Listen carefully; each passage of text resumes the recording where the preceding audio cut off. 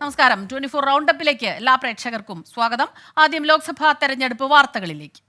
ICL FinCorp 24 election സമർപ്പിക്കുന്നത് ICL FinCorp, the intelligent choice. Powered by Asset, responsibly yours. Laza Premium Gold, the universe's finest ice cream. in association with Durashine Roof and Wall Sheets. ഒരു Tata blue scope steel ഉൽപ്പന്നം. ACCA CMA CA പഠിച്ച് ജയിക്കാനുള്ള ശരിയായ മാർഗം. എലാൻസ് 0% പണിക്കൂലി, 100% സന്തോഷം. അൽ മുക്തദിർ jewellery group, India, UAE.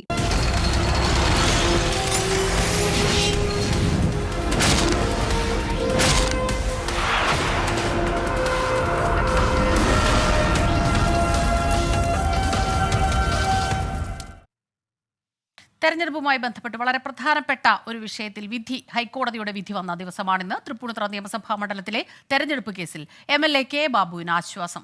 തെരഞ്ഞെടുപ്പ് ഫലം അസാധുവാക്കണമെന്നാവശ്യപ്പെട്ട് LDF സ്ഥാനാർത്ഥിയായിരുന്ന M സ്വരാജ് നൽകിയ ഹർജി ഹൈക്കോടതി തള്ളി. കെ ബാബു മതചിഹ്നം ഉപയോഗിച്ച് വോട്ട് തേടി എന്നായിരുന്നു M സ്വരാജിന്റെ പരാതി. ആരോപണം അടിസ്ഥാനരഹിതമെന്ന് തെളിഞ്ഞെന്നും ഇനിയെങ്കിലും അനാവശ്യ നിയമവ്യവഹാരങ്ങൾ ഒഴിവാക്കണമെന്നും കെ ബാബു പ്രതികരിച്ചു. വളരെ സന്തോഷം. ആ തെരഞ്ഞെടുപ്പ് വിധി അസാധുവാക്കണമെന്നും LDF സ്ഥാനാർത്ഥിയെ വിജയിയാക്കണമെന്ന് പ്രഖ്യാപിക്കണമെന്ന് ആവശ്യപ്പെട്ടുകൊണ്ടാണ് അവർ കേരള ഹൈക്കോടതിയെ സമീപിച്ചത്. ആ കേസ് ഇന്നിപ്പോൾ കോടതി വിധിയായി. വിധിയുടെ വിശദവിവരങ്ങൾ ഞാൻ അറിഞ്ഞിട്ടില്ല. എന്നായാലും അവരുടെ കേസ് തള്ളി ആ പ്രശ്നം അവസാനിച്ചിരിക്കുകയാണ്. ഇപ്പോൾ നീതിന്യായ കോടതിയിൽ നിന്ന് സത്യം കണ്ടെത്തിയിരിക്കുകയാണ്. ഇനിയെങ്കിലും ഈ അനാവശ്യ വ്യവഹാരങ്ങൾ അവസാനിപ്പിച്ച് കോടതി വിധിയും അതുപോലെ തന്നെ ജനങ്ങളുടെ വിധിയെഴുത്തും മാനിക്കാൻ ഇടതുപക്ഷ മുന്നണിയും ഇടതുപക്ഷ മുന്നണിയുടെ സ്ഥാനാർത്ഥിയും തയ്യാറാകണം എന്നാണ് എനിക്ക് അഭ്യർത്ഥിക്കാനുള്ളത്. താൻ ഉന്നയിച്ച പരാതിയിൽ കഴമ്പുണ്ടെന്ന് തെരഞ്ഞെടുപ്പ് കമ്മീഷൻ സ്ഥിരീകരിച്ചിട്ടുള്ളതാണെന്ന് M സ്വരാജ് പറഞ്ഞു. ഹൈക്കോടതിയുടെ വിധി സമൂഹത്തിന് തെറ്റായ സന്ദേശം നൽകും. വിശദാംശങ്ങൾ ലഭിച്ചതിനു ശേഷം തുടർ നടപടി സ്വീകരിക്കുമെന്നും M സ്വരാജ് പ്രതികരിച്ചു. ഈ വിധി നമ്മുടെ സമൂഹത്തിൽ നൽകുന്ന തെറ്റായ സന്ദേശം ഓരോ പ്രദേശത്തെയും വിശ്വാസികളായ ജനങ്ങൾ അവർ ആരാധിക്കുന്ന ഈശ്വരമൂർത്തികൾ, സങ്കല്പങ്ങൾ, ആ ഈശ്വര സങ്കല്പങ്ങൾ, ആ ബിംബങ്ങൾ സ്ലിപ്പിൽ വരെ അച്ചടിച്ച് അത് വിതരണം ചെയ്താലും കുഴപ്പമൊന്നുമില്ല എന്ന തോന്നൽ ഈ വിധി സമൂഹത്തിൽ പകർന്നു നൽകും. ഇത് ഈ തെറ്റായ സന്ദേശം സമൂഹത്തിൽ പ്രചരിക്കപ്പെടുന്നത് ജനാധിപത്യത്തെ ദുർബലപ്പെടുത്തുന്നതാണ്. അത് ചോദ്യം ചെയ്യപ്പെടേണ്ടതാണ്. വക്കീലുമായിട്ട് ആലോചിച്ചിട്ട് അപ്പീൽ ഉൾപ്പെടെയുള്ള തുടർ നിയമ നടപടികളെ കുറിച്ച് തീരുമാനിക്കും. വിധി എതിരായി വരുമ്പോൾ നമ്മൾ കോടതിയെ കുറിച്ച് വിമർശിക്കുന്ന ഉചിതവുമല്ല. പക്ഷെ വിധി വിചിത്രമായിട്ടുള്ള ഒരു കാര്യമാണ്. ശ്രീകാന്ത് ചേരുന്നുണ്ട് കൊച്ചിയിൽ നിന്ന് വിവരങ്ങളുമായി. ശ്രീകാന്ത്, ഇതിപ്പോൾ UDFനെ സംബന്ധിച്ചിടത്തോളം ഇതൊരു MLAയുടെ മാത്രം കാര്യമല്ല. ഈ തെരഞ്ഞെടുപ്പ് അടുത്തിരിക്കുന്ന ഈ ഒരു സമയത്ത് തീർച്ചയായിട്ടും UDFന് ആകെ ഒരു പ്രതീക്ഷ നൽകുന്ന ഒരു വിധിയാണ് ഇപ്പോൾ ഹൈക്കോടതിയുടെ ഭാഗത്തു നിന്ന് വന്നിട്ടുള്ളത്. തെളിവുകളുടെ അഭാവത്തിൽ തന്നെയാണെന്നാണ് ഹൈക്കോടതിയുടെ നിരീക്ഷണവും, അല്ലേ? പക്ഷേ സ്വരാജ് വിടാനുള്ള ഭാവമൊന്നുമില്ല.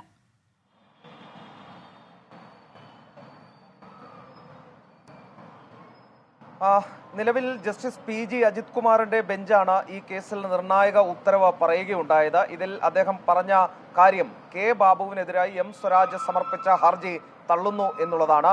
ഒപ്പം കെ ബാബുവിന് MLA ആയി തുടരാൻ അനുമതി നൽകുകയും ചെയ്തു. അത്തരത്തിലാണ് ഉത്തരവ്. കെ ബാബുവിനെ സംബന്ധിച്ചിടത്തോളം ഏറെ ആശ്വാസം നൽകുന്നതാണ് ഈ വിധി എന്ന് പറയാതിരിക്കാനാകില്ല. പ്രത്യേകിച്ചും തെരഞ്ഞെടുപ്പ് കൂടി ഇനി ഏതാനും ദിവസങ്ങൾ മാത്രമേ ബാക്കിയുള്ളൂ. ആ പശ്ചാത്തലത്തിൽ ബാബുവിന് വ്യക്തിപരമായി മാത്രമല്ല, നേരെ മറിച്ച് UDFന് തന്നെ വലിയ ആത്മവിശ്വാസം നൽകും ഈ വിധി എന്നതിൽ ഒരു സംശയവും വേണ്ട. അതേസമയം അപ്പീൽ പോകും എന്ന് M സ്വരാജ് ഇതിനോടകം തന്നെ വ്യക്തമാക്കിയിട്ടുണ്ട്. അഭിഭാഷകനുമായും പാർട്ടിയുമായും കൂടിയാലോചിച്ചായിരിക്കും നടപടി എന്നുള്ളതാണ് അദ്ദേഹത്തിന്റെ ഭാഗം. അതേസമയം ചില നിരീക്ഷണങ്ങൾ ഈ കോടതി ഉത്തരവിൽ നിന്നും ഇപ്പോൾ ലഭ്യമാകുന്നുണ്ട്. അതിൽ പറയുന്നത് ഇങ്ങനെയാണ്: ഈ ആക്ഷേപം തെളിയിക്കുന്നതിന് M സ്വരാജിന് സാധിച്ചില്ല എന്ന് പറയുന്നു. ഒപ്പം വോട്ടർമാർക്ക് സ്ലിപ്പ് നൽകി എന്നതിന് തെളിവില്ല എന്ന് ചൂണ്ടിക്കാട്ടുന്നു. സാക്ഷിമൊഴികൾ മാത്രമായി പരിഗണിക്കാൻ കഴിയില്ല എന്ന് വ്യക്തമാക്കുന്നു. സാക്ഷിമൊഴി സാധൂകരിക്കുന്ന തെളിവില്ല എന്ന് കോടതി പറയുന്നു. M സ്വരാജ് ഹാജരാക്കിയ സാക്ഷികൾക്ക് വിശ്വാസ്യതയില്ല എന്നും ഈ കോടതി വിധിയിൽ ചൂണ്ടിക്കാണിക്കുകയും ചെയ്യുന്നു. അല്പസമയത്തിനകം M സ്വരാജിന്റെ പ്രതികരണം കൂടി വരും. ആ ഘട്ടത്തിൽ അറിയാം ഇതിൽ ഇനി അടുത്ത നിയമ നടപടി എന്തായിരിക്കും എന്നുള്ളത്. സ്വാഭാവികമായും അപ്പീൽ പോകും എന്നുള്ള കാര്യത്തിൽ സംശയം വേണ്ട. വിശേഷിച്ചും നേരത്തെ തെരഞ്ഞെടുപ്പ് കമ്മീഷന് മുമ്പാകെ ഈ ആരോപണങ്ങളെല്ലാം തെളിയിച്ചതാണ് എന്ന് അദ്ദേഹം പറയുന്ന പശ്ചാത്തലത്തിൽ പക്ഷേ ഇവിടെ കോടതിയിലേക്ക് വരുമ്പോൾ അത് അദ്ദേഹത്തിന് സാധിച്ചില്ല. ഉത്തരവ് കെ ബാബുവിന് അനുകൂലമായി. ശരി, ഹൈക്കോടതിയുടെ വിധി സമൂഹത്തിന് തെറ്റായ സന്ദേശം നൽകുമെന്നും വിശദാംശങ്ങൾ ലഭിച്ചതിനു ശേഷം തുടർ നിയമ നടപടികളിലേക്ക് പോകുമെന്നുമാണ് എം സ്വരാജിന്റെ പ്രതികരണമുണ്ടായത്. എസ് ശ്രീകാന്ത് കൊച്ചിയിൽ നിന്ന് വിവരങ്ങളുമായി ചേരുകയായിരുന്നു. മറ്റൊരു പ്രധാനപ്പെട്ട വാർത്ത, ഹൈക്കോടതി അനുമതി നൽകിയതിനു പിന്നാലെ ഇന്നു തന്നെ വിഷുച്ചന്തകൾ തുടങ്ങാൻ നീക്കവുമായി കൺസ്യൂമർ ഫെഡ്. സംസ്ഥാനത്തെ 300ഓളം ഔട്ട്ലെറ്റുകളിൽ ഇന്ന് വിഷുച്ചന്ത തുടങ്ങും. തെരഞ്ഞെടുപ്പ് കമ്മീഷൻ അനുമതി നിഷേധിച്ചതിനെതിരെ കൺസ്യൂമർ ഫെഡ് ഹൈക്കോടതിയെ സമീപിച്ചിരുന്നു. അനുകൂല വിധി നേടുകയും ചെയ്തു. ഉത്സവ ചന്തകൾ വോട്ട് പിടിക്കാനാകരുതെന്നും പെരുമാറ്റച്ചട്ടം ലംഘിച്ചാൽ തെരഞ്ഞെടുപ്പ് കമ്മീഷൻ ഇടപെടാമെന്നും കോടതി വ്യക്തമാക്കിയിട്ടുണ്ട്. സാധാരണക്കാരന് വിധി ആശ്വാസമാകും എന്ന് മന്ത്രി VN വാസവൻ പ്രതികരിച്ചു. ബഹുമാനപ്പെട്ട കേരള ഹൈക്കോടതിയുടെ വിധി സ്വാഗതം ചെയ്തു. ജനങ്ങൾക്കൊരു ആശ്വാസമാണ്. അതാണ് ഇത്. ഞങ്ങൾക്ക് മറ്റേത് തരത്തിൽ പറഞ്ഞാലും വിലക്കയറ്റം രൂക്ഷമായി വരുന്ന ഘട്ടത്തിൽ 13 ഇനങ്ങൾക്ക് കഴിഞ്ഞ 7 വർഷമായി മര്യാദ വിലയ്ക്ക് ഈ സാധനങ്ങൾ കൊടുക്കുകയാണ്. ഒരു 40% വരെ ഓപ്പൺ മാർക്കറ്റിൽ കിട്ടുന്നതിനേക്കാൾ വില കുറച്ച് കൊടുക്കുന്നുണ്ട്. തെരഞ്ഞെടുപ്പുമായി ബന്ധപ്പെട്ട ഒരു കാര്യവും ഈ ചന്തകളുടെ പ്രവർത്തനങ്ങളുമായി ബന്ധപ്പെട്ട് ഉന്നയിക്കാറില്ല, അതിലിടപെടാറില്ല. അതിൽ രാഷ്ട്രീയ പാർട്ടികളാരും ഉണ്ടാവാറില്ല. ജീവനക്കാരാണ് ഈ കാര്യങ്ങളെല്ലാം ചെയ്യുന്നത്. അതുകൊണ്ട് ബഹുമാനപ്പെട്ട കേരള ഹൈക്കോടതി വെച്ചിട്ടുള്ള ഉപാധികളൊക്കെ തന്നെ മാനിച്ചുകൊണ്ട് തന്നെ ഈ ഉത്സവച്ചന്ത നടത്താൻ ആവശ്യമായ ക്രമീകരണങ്ങൾ ഇന്ന് തന്നെ തുടങ്ങും. PA ഗിരീഷ് ചേരുന്നുണ്ട് തിരുവനന്തപുരത്തു നിന്ന് വിവരങ്ങളുമായി. ഗിരീഷ്, ഒരു കാര്യം, സാധാരണക്കാരന് അവൻ്റെ വയറ്റത്തടിച്ചുകൊണ്ടുള്ള ഒരു വിധിയും അല്ലെങ്കിൽ ഒരു രീതിയിലുള്ള ഇടപെടലുകളും ഉണ്ടാകില്ല എന്നുള്ളത് തന്നെയാണ് കോടതിയുടെ ഭാഗത്തു നിന്നുണ്ടായത്. പക്ഷേ ഇതിൽ മറ്റൊരു കാര്യം കൃത്യമായി വ്യക്തമാക്കിയിട്ടുണ്ട്. ഉപാധികളോടെ തന്നെയാകണം. കാരണം തെരഞ്ഞെടുപ്പ് അടുത്തു വരികയാണ്. അപ്പോൾ അത്തരത്തിലുള്ള കൊട്ടിഘോഷിക്കൽ ഒന്നും ഇല്ലാതെ വേണം ഈ ചന്തകൾ തുടങ്ങാനെന്ന്. ഇതുമായി ബന്ധപ്പെട്ട ഒരു പ്രചരണ ആയുധമാക്കരുത് ഇത്തരത്തിലുള്ള കൺസ്യൂമർ ഫെഡ് ചന്തകൾ എന്നുള്ളതാണ് ഹൈക്കോടതി നിർദ്ദേശിച്ചിരിക്കുന്നത്. ഇതിനനുസരിച്ചുള്ള രീതിയിൽ തന്നെയാകും ഇപ്പോൾ കൺസ്യൂമർ ഫെഡ് ചന്തകൾ തുടങ്ങാനുള്ള സർക്കാർ നിർദ്ദേശം നൽകിയിരിക്കുന്നത്. ഹൈക്കോടതി വിധിക്ക് പിന്നാലെ ഇന്ന് തന്നെ ഈ ചന്തകൾ തുടങ്ങുന്നതിനാണ്, വിഷു ചന്തകൾ തുടങ്ങുന്നതിനാണ് ഇപ്പോൾ സർക്കാർ നിർദ്ദേശം നൽകിയിരിക്കുന്നത്. സംസ്ഥാനത്തെ 300ഓളം ഔട്ട്ലെറ്റുകളിൽ വിഷു ചന്തകൾ ഇന്ന് തന്നെ തുടങ്ങണം. അതോടൊപ്പം തന്നെ ഇന്ന് മുതൽ വിഷു കഴിയുന്നത് വരെ ഒരാഴ്ച 13 ഇനം സാധനങ്ങൾ വിലക്കുറവിൽ കൺസ്യൂമർ ഫെഡ് വഴി ലഭ്യമാക്കുന്നതിനുള്ള നിർദ്ദേശമാണ് ഇപ്പോൾ സർക്കാരിന്റെ ഭാഗത്തുനിന്നുണ്ടാകുന്നത്. എല്ലാ ഔട്ട്ലെറ്റുകളിലും സാധനങ്ങൾ സർക്കാർ എത്തിച്ചിട്ടുണ്ട്. പ്രാഥമിക സഹകരണ സംഘങ്ങളുമായി ചേർന്നുകൊണ്ട് ഇത്തരത്തിൽ ചന്തകൾ തുടങ്ങുന്നതിനുള്ള നിർദ്ദേശമാണ് ഇപ്പോൾ സർക്കാരിന്റെ ഭാഗത്തുനിന്നുണ്ടാകുന്നത്. നേരത്തെ റംസാൻ, വിഷു ചന്തകൾ തുടങ്ങാനാണ് സർക്കാർ തീരുമാനിച്ചിരുന്നതെങ്കിലും ഇതിന് തെരഞ്ഞെടുപ്പ് കമ്മീഷൻ അനുമതി നിഷേധിച്ച സാഹചര്യത്തിൽ ഇനി വിഷുവിന് വളരെ കുറച്ച് ദിവസമേ ഉള്ളൂ. അതുകൊണ്ട് തന്നെ എത്രയും പെട്ടെന്ന് ഈ ചന്തകൾ തുടങ്ങുക എന്നുള്ളതാണ് ഇപ്പോൾ സർക്കാർ കൺസ്യൂമർ ഫെഡിന് നൽകിയിരിക്കുന്ന നിർദ്ദേശം. അതനുസരിച്ചാണ് കൺസ്യൂമർ ഫെഡ് ഔട്ട്ലെറ്റുകളിലേക്ക് ഇപ്പോൾ സാധനങ്ങൾ എത്തിച്ചിരിക്കുന്നത്. ശരി, VA ഗിരീഷാണ് ഈ വാർത്തയുടെ വിശദാംശങ്ങൾ തിരുവനന്തപുരത്തു നിന്നും നൽകിയത്. മറ്റൊരു പ്രധാനപ്പെട്ട വാർത്തയിലേക്കാണ് ഇനി പോകുന്നത്. KSEBയുടെ ഹൈഡൽ ടൂറിസം പദ്ധതിയിൽ ഗുരുതര ക്രമക്കേട്. ആനയിറങ്കൽ ഡാമിലെ ടൂറിസം കേന്ദ്രത്തിലേക്കുള്ള പ്രവേശന ഫീസ് പിരിക്കാനുള്ള അവകാശം CPIM നിയന്ത്രിത സൊസൈറ്റിക്ക് നൽകി. ഡാമിന്റെ സുരക്ഷാ ചുമതലയും സൊസൈറ്റിക്ക് കൈമാറി. ഹൈഡൽ ടൂറിസം ഡയറക്ടറുടെ ഉത്തരവിന്റെ പകർപ്പ് 24-ന് ലഭിച്ചു. KSEBയുടെ ആനയിറങ്കൽ ഡാമിന്റെ സുരക്ഷാ ചുമതല അടക്കമാണ് CPM നിയന്ത്രണത്തിലുള്ള സ്പർശം ചാരിറ്റബിൾ സൊസൈറ്റിക്ക് കൈമാറിയത്. പ്രവേശന ഫീസ് പിരിക്കാനുള്ള KSEBയുടെ അധികാരവും സൊസൈറ്റിക്ക് നൽകി. ഇതോടെ പ്രതിമാസം ലക്ഷങ്ങളാണ് അനധികൃതമായി സൊസൈറ്റിക്ക് ലഭിക്കുക. വന്യജീവികൾ കാടുവിട്ട് പുറത്തിറങ്ങുന്ന സാഹചര്യത്തിൽ ഹൈഡൽ ടൂറിസം കേന്ദ്രത്തിലെ ബോട്ടിംഗ് ഹൈക്കോടതി തടഞ്ഞിരുന്നു. Amusement park, children's park, 3D theatre എന്നിവ പ്രവർത്തിക്കുന്നുണ്ട്. ഇതിന്റെ നടത്തിപ്പ് ചുമതല സ്പർശം സൊസൈറ്റിക്കാണ്.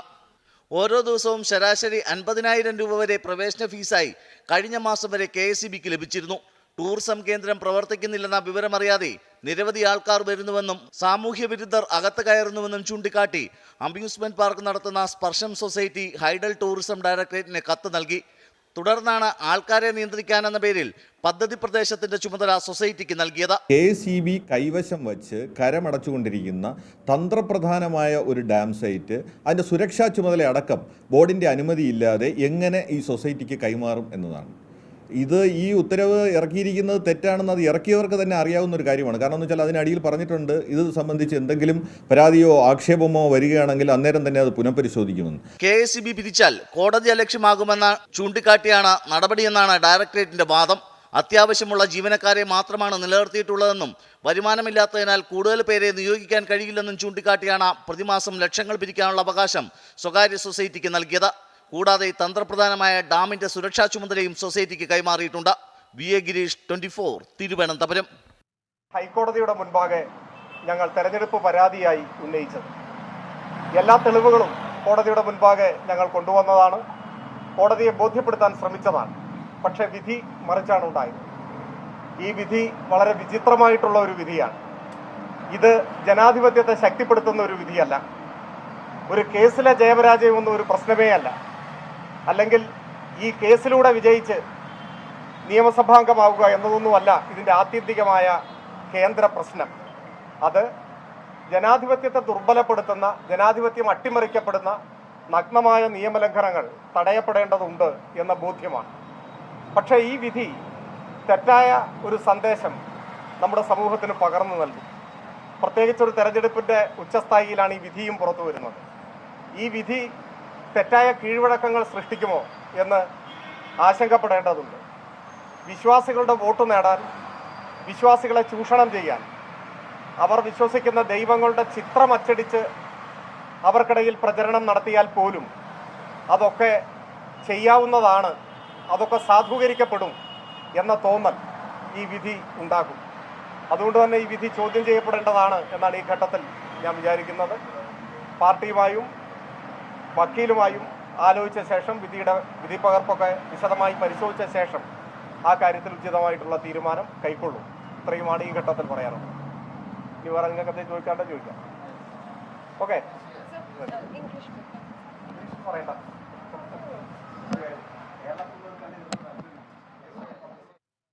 എം സ്വരാജിന്റെ പ്രതികരണമാണ് പ്രേക്ഷകർ കണ്ടത്. ഇതൊരു തെറ്റായ സന്ദേശം നൽകുന്ന വിധിയാണ്.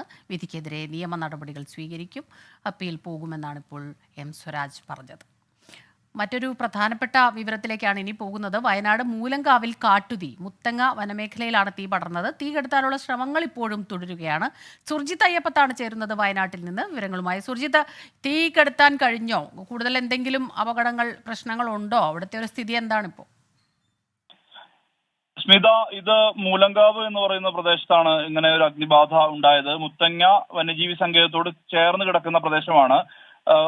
വനമേഖല തന്നെയാണ്. വനമേഖലയിൽ അതോട് ചേർന്ന് ജനവാസ കേന്ദ്രങ്ങളുണ്ട്. 3 ഭാഗങ്ങളിലായിട്ടാണ് തീ പടർന്നത്. കല്ലൂർ ഉൾപ്പെടെയുള്ള മേഖലയോട് ചേർന്ന് കിടക്കുന്ന വനമേഖലയിലാണ് തീ പടർന്നത്. അത് മുളങ്കാടുകളാണ്. ആ മുളങ്കാടുകളിൽ നിന്ന് തീ പടർന്നു പിടിക്കുകയായിരുന്നു. 2 യൂണിറ്റ് ഫയർഫോഴ്സ് പ്രദേശത്തെത്തി.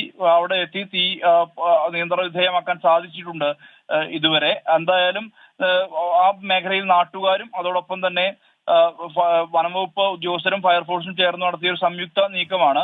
റബ്ബർ എസ്റ്റേറ്റ് ഉൾപ്പെടെയുള്ളവയിലേക്ക് തീ പടർന്നിട്ടുണ്ട്. അതോടൊപ്പം തന്നെ വലിയ മരങ്ങളെല്ലാം തന്നെ കത്തി നശിച്ചിട്ടുണ്ട്. മൃഗങ്ങളുടെ നാശം എത്രമാത്രം ഉണ്ട് എന്നുള്ളത് കണക്കുകൂട്ടാൻ കഴിഞ്ഞിട്ടില്ല. പലയിടങ്ങളിലും ചെറിയ രീതിയിൽ ഇപ്പോൾ തീ ആളിക്കത്തി നിൽക്കുന്ന ഒരു അവസ്ഥ കൂടി. മൂലങ്കാവിൽ മുത്തങ്ങ വനമേഖലയിലാണ് തീ പടർന്നത്. തീ കെടുത്തുന്നതിനുള്ള ശ്രമങ്ങൾ ഇപ്പോഴും തുടരുകയാണ്. സുർജിത്ത് അയ്യപ്പത്താണ് വിവരങ്ങളുമായി നമുക്കൊപ്പം ചേർന്നത്. മറ്റൊരു പ്രധാനപ്പെട്ട വാർത്തയിലേക്ക്. കോഴിക്കോട് മണിയൂരിൽ 1.5 വയസ്സുകാരിയെ വീട്ടിൽ മരിച്ച നിലയിൽ കണ്ടെത്തി. മാതാവിനെ പോലീസ് കസ്റ്റഡിയിലെടുത്തു. മാതാവ് മാനസിക വെല്ലുവിളി നേരിടുന്നു എന്നാണ് സൂചന. മിഥില ബാലൻ ചേരുന്നുണ്ട് കോഴിക്കോട് നിന്ന് വിവരങ്ങളുമായി. മിഥില, എന്താണ് ഈ മാതാവിനെ സംശയത്തിന്റെ അടിസ്ഥാനത്തിലാണോ ഇപ്പോൾ കസ്റ്റഡിയിൽ എടുത്തിട്ടുള്ളത്? കൂടുതൽ വിവരങ്ങൾ ലഭിക്കുന്നുണ്ടോ? സ്മിത, ഇതുമായി ബന്ധപ്പെട്ട പ്രാഥമിക വിവരങ്ങൾ മാത്രമാണ് നമുക്ക് ഇപ്പോൾ ലഭ്യമായിട്ടുള്ളത്. പയ്യോളി മണിയൂരിലാണ് ഈ ഒരു സംഭവം. 1.5 വയസ്സുകാരിയെയാണ് വീട്ടിൽ മരിച്ച നിലയിൽ കണ്ടെത്തിയിട്ടുള്ളത്. രാവിലെ 10 മണിക്കാണ് ഈ ഒരു സംഭവം. ആയിഷ സിയാണ് മരിച്ചത്. സംഭവവുമായി ബന്ധപ്പെട്ട് പോലീസ് ഇപ്പോൾ കുട്ടിയുടെ മാതാവിനെ കാര്യങ്ങൾ ചോദിച്ചറിയാൻ വേണ്ടി പോലീസ് സ്റ്റേഷനിലേക്ക് വിളിച്ചിട്ടുണ്ട്. വീട്ടുകാർ പറയുന്നത് മുലപ്പാൽ തൊണ്ടയിൽ കുടുങ്ങി മരിച്ചതാണ് എന്ന ഒരു കാര്യമാണ് വീട്ടുകാർ പോലീസിൽ അറിയിച്ചിട്ടുള്ളത്. എന്നാൽ പോലീസിന് ചില സംശയങ്ങളുണ്ട്. അതുകൊണ്ട് തന്നെയാണ് ഈ അമ്മയെ കാര്യങ്ങൾ ചോദിച്ചറിയാൻ വേണ്ടി പയ്യോളി പോലീസ് ഇപ്പോൾ വിളിച്ചിട്ടുള്ളത്. കുട്ടിയുടെ മൃതദേഹം ഇപ്പോൾ കൊയിലാണ്ടി ആശുപത്രിയിലാണുള്ളത്. ഇപ്പോൾ ഇൻക്വസ്റ്റ് നടപടികൾ പുരോഗമിച്ചുകൊണ്ടിരിക്കുകയാണ്. എന്തായാലും ഇതുമായി ബന്ധപ്പെട്ട കൂടുതൽ വിവരങ്ങൾ വരും മണിക്കൂറുകളിൽ നമുക്ക് നൽകാൻ കഴിയും. സ്മിത, ശരി. കോഴിക്കോട് മണിയൂരിലാണ് 1.5 വയസ്സുകാരിയെ വീട്ടിൽ മരിച്ച നിലയിൽ കണ്ടെത്തിയത്. മാതാവിനെ പോലീസ് കസ്റ്റഡിയിലെടുത്തു. മാതാവ് മാനസിക വെല്ലുവിളി നേരിടുന്നുണ്ട് എന്നുള്ള രീതിയിലുള്ള സൂചനയും ലഭിക്കുന്നുണ്ട്. മിഥില ബാലനാണ് വിവരങ്ങളുമായി കോഴിക്കോട് നിന്നും ചേർന്നത്. ഇനി മറ്റൊരു റിപ്പോർട്ടിലേക്കാണ്. മലപ്പുറം നിലമ്പൂരിൽ ബസ്സും ബൈക്കും കൂട്ടിയിടിച്ച് ഒരാൾ മരിച്ചു. എടവണ്ണ ഒതായി സ്വദേശി മുഹമ്മദ് അഷ്റഫാണ് മരിച്ചത്. മുഹമ്മദ് അഷ്റഫിന്റെ ഭാര്യ ഉൾപ്പെടെ 3 പേർക്ക് പരുക്കേറ്റു. 24 റൗണ്ടപ്പ് തുടരുമ്പോൾ ഇനി സ്ഥാനാർത്ഥികൾക്ക് പറയാനുള്ളത് എന്താണ് എന്ന പുതിയ സെഗ്മെന്റ് തുടങ്ങുകയാണ്. കാണാം വോട്ടോഗ്രാഫ്. അൽ മുക്തദിർ ജ്വല്ലറി ഗ്രൂപ്പ് വോട്ടോഗ്രാഫ് സമർപ്പിക്കുന്നത് 0% പണിക്കൂലി, 100% സന്തോഷം. അൽ മുക്തദിർ ജ്വല്ലറി ഗ്രൂപ്പ്, ഇന്ത്യ, UAE.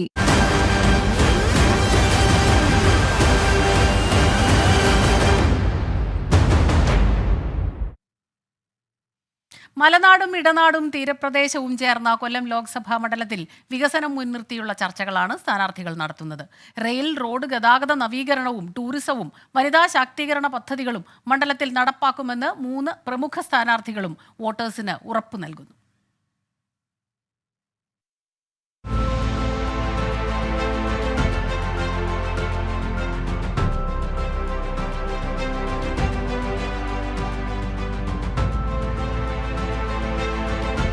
കിഴക്ക് തമിഴ്നാട് കോട്ടവാസൽ മുതൽ വടക്ക് ചവറ കന്നേറ്റിപ്പാലം വരെ നീണ്ടുകിടക്കുന്ന മണ്ഡലമാണ് കൊല്ലം. താരപ്പൊലിമയ്ക്കപ്പുറം രാഷ്ട്രീയത്തിൻ്റെ വീറും വാശിയും നിറഞ്ഞ മണ്ഡലം. ഇക്കുറി അതികായനായ പ്രേമചന്ദ്രനെ നേരിടുന്നത് വെള്ളിത്തിരയിലെ 2 സൂപ്പർ താരങ്ങളാണ്. കൊല്ലത്തെ മത്സരം അങ്ങനെ വീറും വാശിയുടേതും കൂടിയായി മാറുന്നു. കൊല്ലം മണ്ഡലത്തിലെ സ്ഥാനാർത്ഥികളുടെ വികസന കാഴ്ചപ്പാടുകൾ എന്ത് എന്ന് നമുക്ക് നോക്കി വരാം.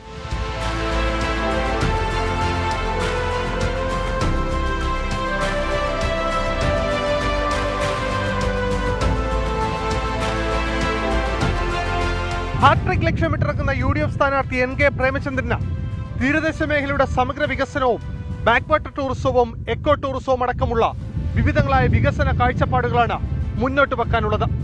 മണ്ഡലത്തിൽ വലിയ സാധ്യത ഇതിനുണ്ടെന്നും NK പ്രേമചന്ദ്രൻ പറയുന്നു.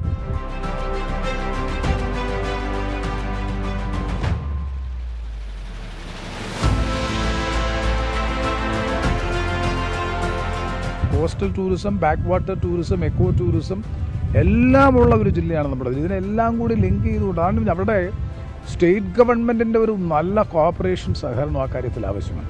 അവിടെയൊക്കെ ഞങ്ങൾക്ക് ഒരുപാട് പരിമിതികൾ ഉണ്ടാകുന്നു.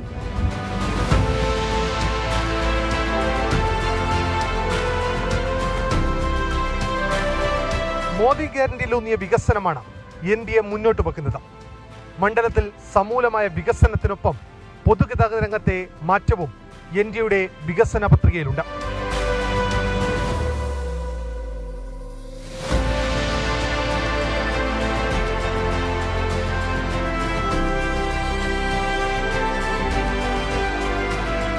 വരും തലമുറയ്ക്ക് എന്തു വേണം? നരേന്ദ്രമോദി ഇത് മുഴുവൻ തയ്യാറാക്കി വെച്ചിട്ടുണ്ട്. പക്ഷേ അതാത് സ്ഥലങ്ങളിൽ അദ്ദേഹത്തിൻ്റെ പ്രതിനിധിയെ വിജയിപ്പിക്കുക, അദ്ദേഹം സ്വപ്നം കണ്ട വിജയം അതുപോലെ പ്രാവർത്തികമാക്കാൻ കൊല്ലത്ത് ഞാൻ നിങ്ങളൊപ്പമുണ്ട്. നരേന്ദ്രമോദിയുടെ ഗ്യാരണ്ടി കൂടെയുണ്ട്. കൃഷ്ണകുമാർ.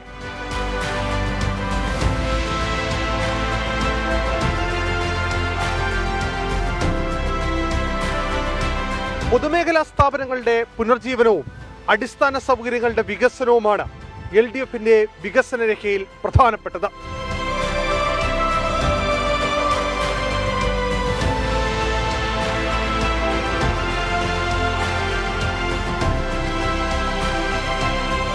₹1748 കോടി വികസനം കൊല്ലം മണ്ഡലത്തിൽ കൊണ്ടുവരാൻ സാധിച്ചത് ഏതെങ്കിലും ഒന്നിനെ ബേസ് ചെയ്തല്ല.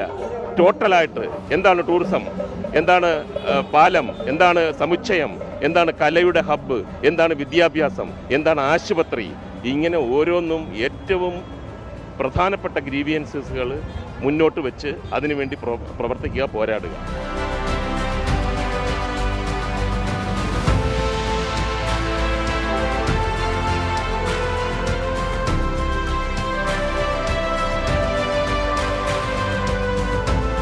നാനാ മേഖലയിലും കൊല്ലത്തിന്റെ വികസനം തന്നെയാണ് 3 രാഷ്ട്രീയ പാർട്ടികളും 3 സ്ഥാനാർത്ഥികളും മുന്നോട്ട് വെക്കുന്ന പ്രധാന വികസന നയം. വികസനം വാഗ്ദാനം മാത്രമാകില്ലെന്നും സ്ഥാനാർത്ഥികൾ ഉറപ്പിക്കുന്നുണ്ട്. കൊല്ലത്തുനിന്ന് ശ്രീകാന്തിനൊപ്പം അരുൺ രാജ്, 24. 24 റൗണ്ടപ്പ് ഇവിടെ പൂർണ്ണമാവുകയാണ്.